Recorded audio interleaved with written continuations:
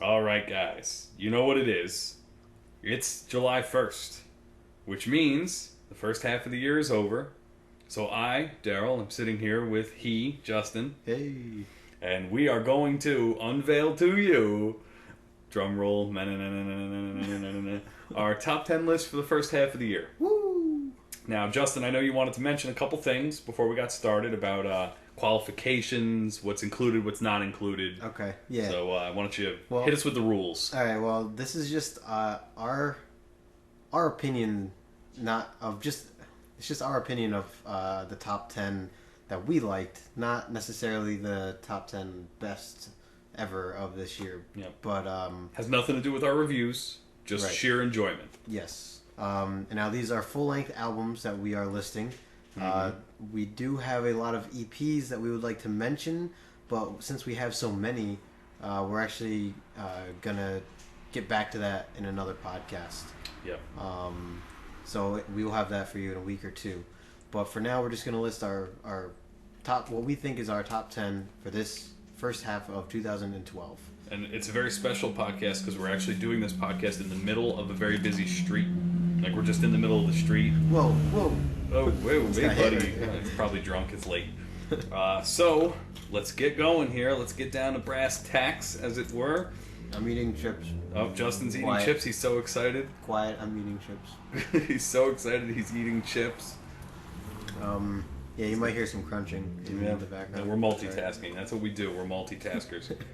So, Justin, get us started here. Number 10 on Justin's top 10 of the first half of 2012 is... You gotta work on that drum roll. I'm working as hard as I can. Yeah, my number 10 was Epica.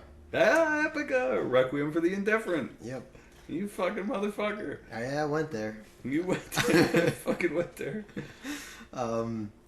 Yeah, this album was just great. And when it came out, I mean, it was in my car for a good 2 weeks playing over. And I gave it a 9 out of 10. And they got a lot more heavier with this album. I mean, I know they kept some growling in their past albums, but this one was like, they really went half and half with the vocals, with the growling and versus the female singing and whatnot. And but this was just it was a great album. I think I like Design Your Universe more. Mm-hmm. But it really is nothing against this one. I mean, it's Simone Simon. Her vocals are just amazing, and she just continues to show off her talent with her operatic vocals and switching back to regular vocals in every track. It's she has amazing range, and the like I said, the growling is just, it really knocks you off your feet. I wasn't really ready for it, just assuming that it was going to be like their older stuff. Yeah. But Well, Mark Jansen had done his Mayan album, and he did some of the stuff for Diablos and Musica, and That's right. I think he's gone a heavier direction, so obviously they're going there too. Yeah, like it's a really good change, Not even a change. I don't even know how to describe it. It's an evolution. Yeah. And yeah, I mean, I give it a 9 out of 10. You guys should check it out. That's just my 10th one. That's crazy. Yeah. That's crazy that's number 10 on your list. Yeah. So what about you, sir? Well, my number 10 comes from a guy who used to play guitar for Nevermore, Mr. Jeff Loomis. Oh. His new album, Plains of Oblivion. And I just couldn't get away from this album because it is everything I wanted it to be. Once Nevermore broke up and Warrell Dane's doing his shit and he's back doing Sanctuary, and it was like, well, what's Jeff Loomis going to do? Obviously, he's going to do another solo album, but this album blew away his last solo album. Absolutely destroyed it because he's such a better player on this album. And he did something that I know we had talked about when I did the review of Project Masquerade last year. Is that it's okay to be, a guitarist and have a solo album, but it can't just be all about guitar. Right. You have to have some sort of balance in the music. And he ended up with a couple great tracks on here. He had guest vocalists. Christine Rhodes did a couple songs. And, of course, one of my favorites, Isan, did a track. And I it's perfect. It's absolutely perfect. So, you put those things together and you end up with just a really solid, really heavy guitar metal album. And I mean, it's everything I needed it to be. So, then the great thing, I think I mentioned in the review, I gave this one a 9 out of 10 as well. But this wasn't just like leftover tracks from the last Nevermore album. Like, these were completely individual. It doesn't sound like Nevermore. Whereas the War Dane album, his 2008 album, kind of sounded like Nevermore. Just kind of like Nevermore on the side. Jeff Loomis didn't do that. He made something that was wholly different from Nevermore. So he takes my number 10 spot. Jeff Loomis, Plains of Oblivion, which leads us to what comes after number 10, which is number 9. Justin, your number 9 album of the first half of 2012 would be Atoma. Atoma, really that low? Yep. Skylight. Wow. I know, and that was one of my recent changes to my top 10 that I did. You really agonized over this one, didn't you? I did. And it was tough because I gave the review a 10 out of 10. Yep. It's post-metal, but it has so many different elements involved that it's just crazy. It's got like techno beats in certain songs, but it makes it fits so well with the music and sounds just amazing, and it's so atmospheric and just takes over everything. And then the fact that track 2, Skylight, is where that's the only track that he growls on. But that song is just so good, like it's ridiculous. And the reason why I actually bumped it to 9, because it was actually up higher on my list, was because I find myself, anytime I listen to this track, I can only go so far before I restart it, just because I have to hear the first 2 tracks are just, they're so good that I feel like I don't even give the rest of the album a chance all the time. Yeah.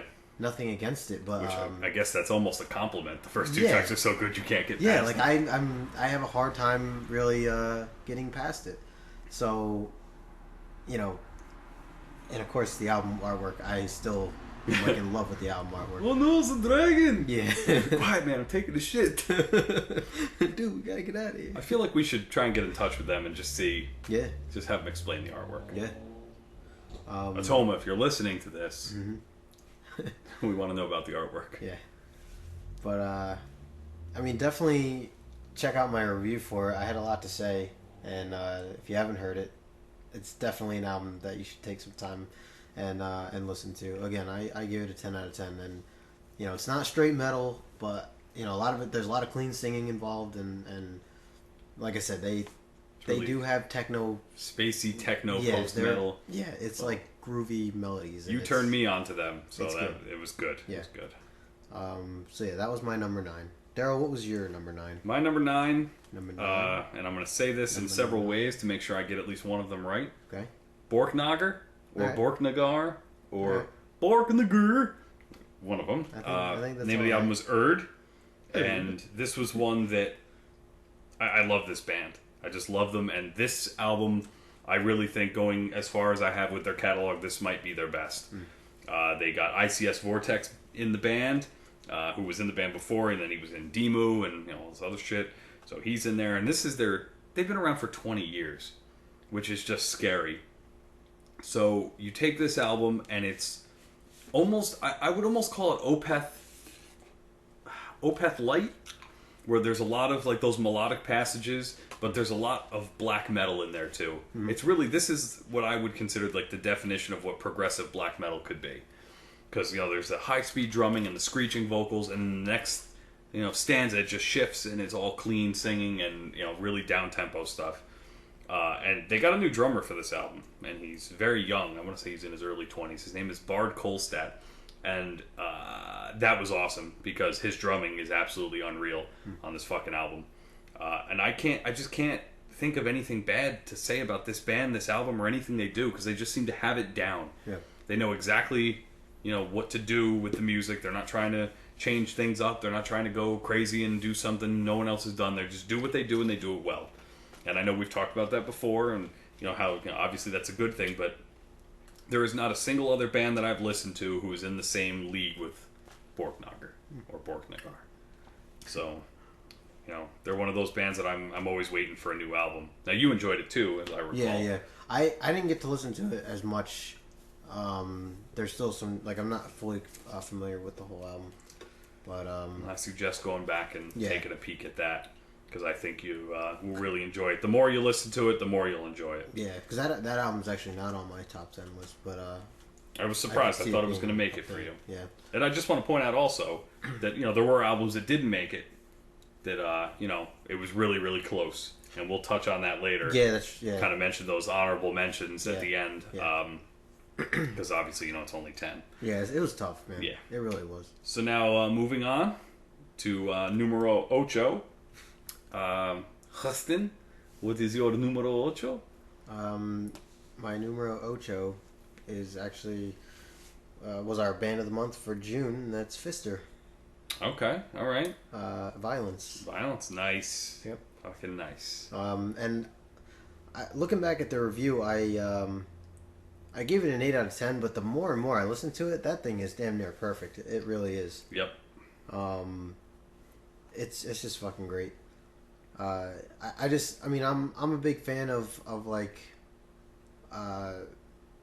stoner metal, more Mastodon style, that type of sound. But like the way that this is so much like darker, I love it.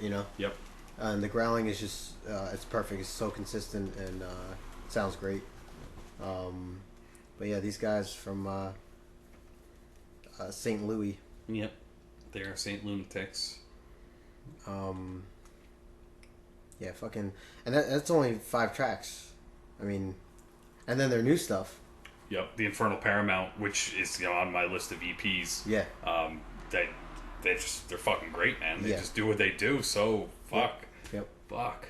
And it's just they're just getting better from there. So definitely check out the EP and the album, and keep an eye out for any of their future projects. And I know when we talked about Violence, and even when we did the interview with Kenny, track 3 on Violence was one that you always picked out because it's really soft and it just seems to stand out from the rest of it. Yeah, because there's no growling involved. There's really not anything heavy about it. It was almost more like a soundtrack, I think. But that was Trail of Tears there. Yeah, right. Yeah. Trail of Tears.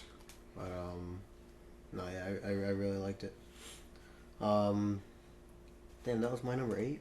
That was number 8. Yeah, man, those top 7 must be really fucking good. That's what I'm saying. What do you got over there for your 8? Well, last year, this person missed my top 10 list because it was an EP, not an album, so I had to leave it off. But this year, he's got a full-length album titled "Crossing the Barrier." Mr. Sam Locke comes in at number 8 on my list because he took everything that he did on the Era EP from last year and he improved everything. He improved his programming on the drums, he improved the songwriting as a whole, and that EP was great, but he just tweaked everything perfectly. And this is an amazing guitar-driven album. And one of the things that he did in this one is that he added a lot of keyboards and synthesizers to the mix, which I thought was really impressive. Because, it's hard enough to write, 9 great guitar songs. Yeah. Then when you're doing everything else yourself, you're putting in the bass, you're programming drums, still no vocals. And I think I had mentioned to him in an email that he should really find a vocalist. And, it's just, if he got a vocalist, I think his album could be perfect. Could you picture male or female? Male. It would definitely be male. But it wouldn't even be, I don't think it would necessarily have to be growling. It could be clean singing over the top. And I think, I'm not even saying that would make the album better than it is, but I definitely could see it happening. Yeah. But he did everything right on this, and he's a class act, and, he's doing things his way, which is great. And, like I said, you have bands, and I'm not knocking AC/DC, but they've basically been doing the same thing for 25 years. They wrote one song, and every song is kind of a different version of that song, and he's not content to do that. This album, it wasn't 100% different than the EP, but it was evolved. He changed, and he made his sound bigger and better. So that's why Mr. Sam Locke comes in at number 8 on my list this year. Sounds good. Now, Justin, we're up to number 7, which in Spanish is siete. But we're just going to say 7. So now, as far as your list goes, who occupies that coveted 7th spot? Because everyone wants to be number 7. No one wants to be number 1 or 4. They want to be 7. I feel honored to say that this is my number 7 because, making a top 10 list is a big deal. But at the same time, I'm scared that they might take it as only number 7. I have a feeling I know where this is going. We may get a bomb of some sort. Yep, I kind of had a feeling. My number 7 was Burzum. Oh! Flinch. Flinch! Are we okay? Is this heaven? I did I chose his album Skiptar. Skiptar. And if we're pronouncing that wrong again, please don't mail us a bomb. Yeah. I'm begging you, man. Imagine like the U and the M are just silent. It's just Skiptar. Skiptar. So I thought about it, and this album came out of nowhere. I feel like there really wasn't much advertisement for this album. No. And I mean, it caught me off guard. Remember, we weren't sure. We were looking at it like, I was like, did he re-release an album? You thought it was a re-release, and I had no idea. Because I never heard of that title, and I was trying to think. And I know he has a lot of random stuff that he has. I'm not a big enough Burzum fan to really pay attention. So, he didn't mean that, Vark. Anyways, yes. Spare the non-believer. But like when The Fallen came out, I just feel like that was like, I mean, I guess that was when he got out of jail and everything. And that was his first album after. But he was like all over magazines and everything. This one not so much. But I love this album. I think he's getting better and better. I guess the album just moved me. It really did. It moved. Yeah. I don't know how to pronounce these names of the album, but don't try. Yeah, the second to last. You're really pushing your luck here. I know. The second to last track on there, if you get a chance, that one right there is just an amazing piece. I feel like he really is like a musical. Just call him a genius. Yeah, musical genius. To. Yeah, it's so good, and the quality is like perfect where it's that black metal mix. You know what I mean? It's like. But you said this one was not quite as raw as his previous ones, production wise. Right. Yeah, because it was. I felt like it was it was mixed better, mixed and mastered better, but still recorded with shitty equipment. Okay. Like the volume of each track like matched each other. Like I feel like his old stuff, you would have to like. Turn your radio up for a song and then turn it back down. You know what I mean? Like the mastering was just off. But this was like, you could tell it was mixed and mastered by someone that knew what they were doing. And but as far as the recording goes, he definitely got the quality he wanted. I mean, it sounds great. But he definitely went back to his solid like atmospheric black metal. And it's very dark and beautiful. It's great, fucking great. It's Skiptar. Good on you, Varg. Good on you. Good on you, mate. So yeah, that was my number 7. What'd you pick over there? Well, this album is my number 7 because that's what you asked me what my number 7 was, and it's kind of fitting that this number 7 was the first album I reviewed this year. And that was the new Alceste album, Les Voyages de l'Âme, which was fucking great. It was fucking great. And I remember starting off the year and thinking, this is what I get for the first album of the year? Well, fuck yeah.